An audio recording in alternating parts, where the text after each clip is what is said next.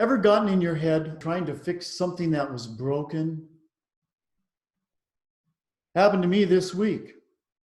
I went to heat up a cup of coffee for the third time, and suddenly the microwave flashed this message, EF-6. Now, I wasn't sure what that meant, but it didn't sound very good to me. For the record, I cave in a lot easier than Dixie when it comes to home repair.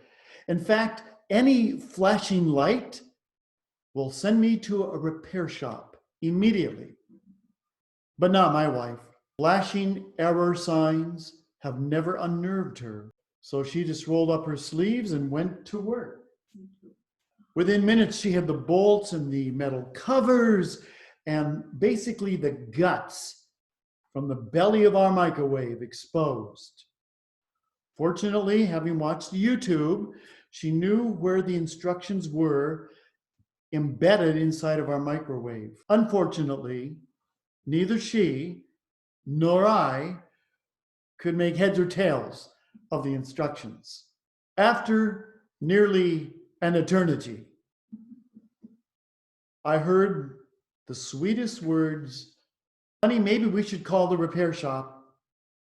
A chipper young man arrived, and in no time, our demon-possessed microwave was fully closed and back in its right mind.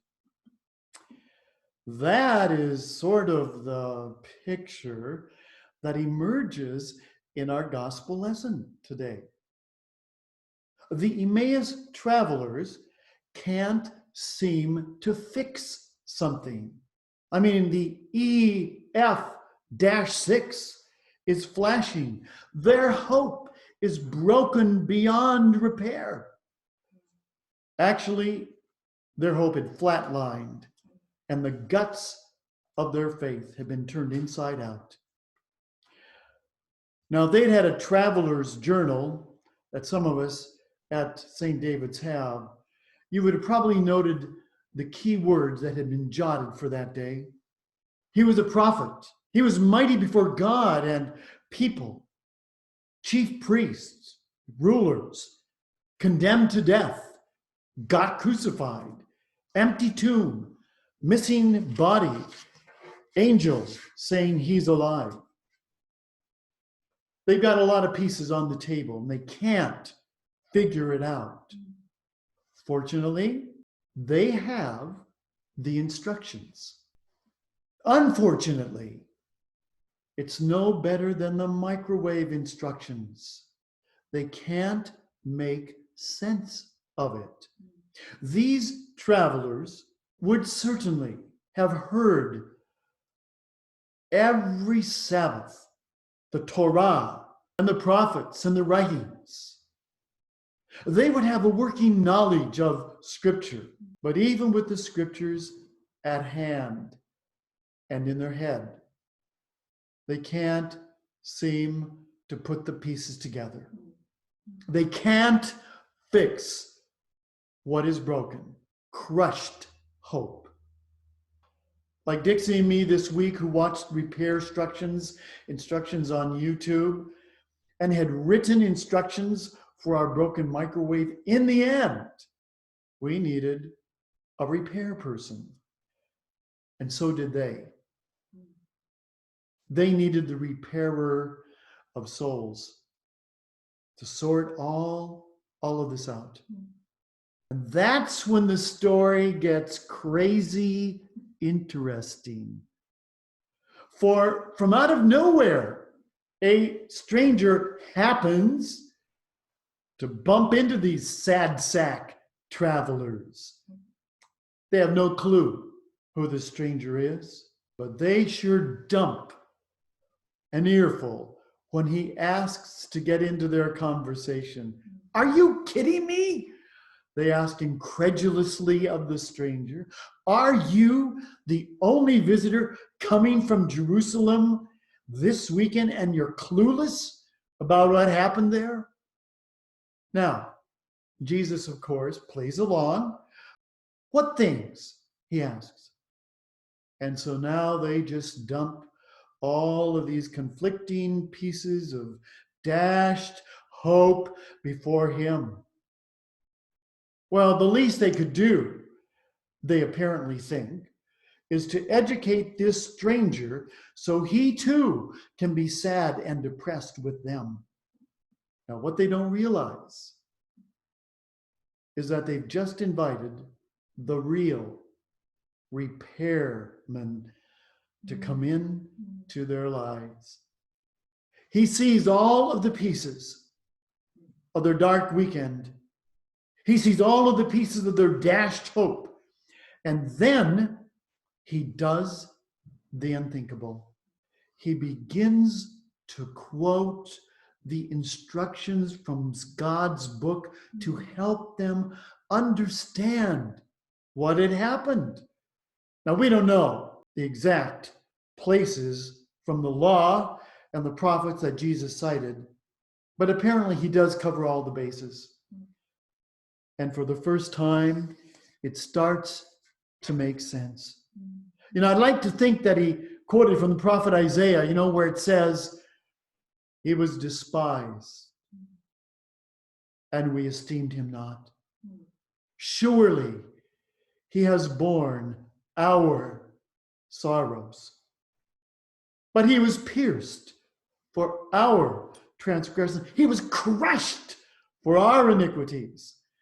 Upon him was the chastisement that brought us peace. And with his stripes, we are healed. As Jesus begins to open the scripture to them, they feel that their hearts are on fire. Hope is awakening. They start to get it. The terrible pieces of the weekend begin to come together, make sense. Their minds begin to race. This horrible weekend was planned by God. He did all of that for me. So you can understand why they will not let this stranger leave them when they finally reach Emmaus. Stay with us, they urge him, for evening is at hand and the day is past. The story ends, of course, with the stranger meeting with them for supper. Watch what he does. Excuse me.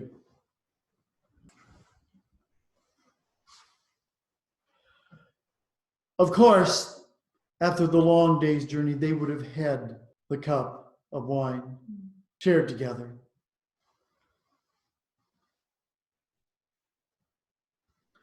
But what Luke does record for us is that he takes the bread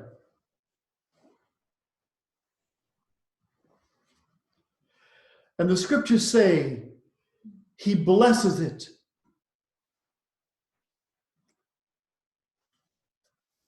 He breaks it and he gives it to them.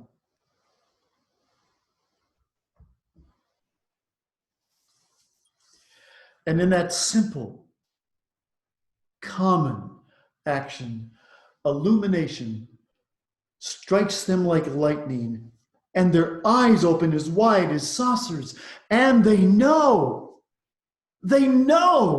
who the stranger is. Jesus has come back to them.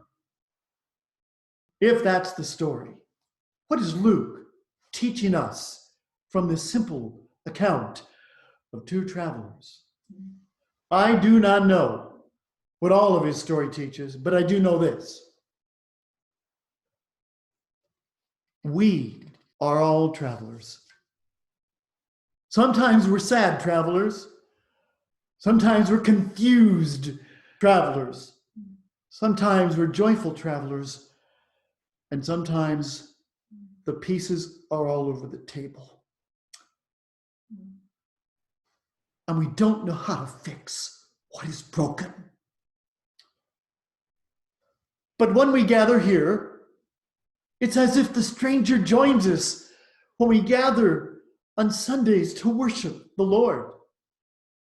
It's as if the stranger comes as we hear the scriptures read,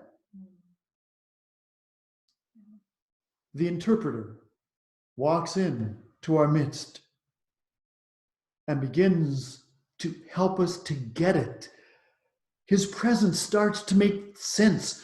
We understand, and we find our hearts kindled, and we find hope awakened in our lives. And we know we are not traveling through this coronavirus land alone. In a flash, our eyes are opened, and we know who the stranger is. He has come back. Amen. To be our fellow traveler and our Lord. And he will travel the road with us, no matter where that road will take us. And he's going to lead us home. I know one more thing about this story. Every time we gather,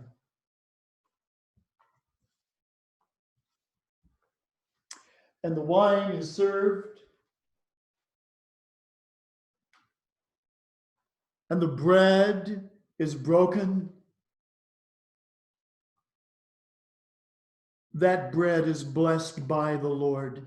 It is broken in his memory and given freely to us in his name. And as we eat and as we drink, we remember we are members of the body of Christ, his body. And his life is so precious that even a crumb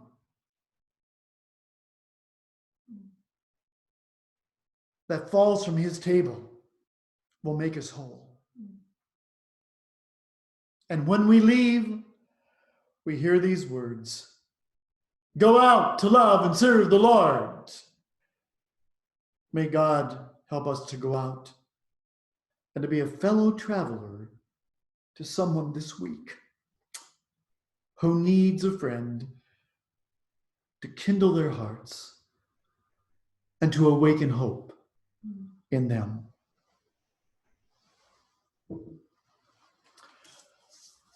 Let us pray.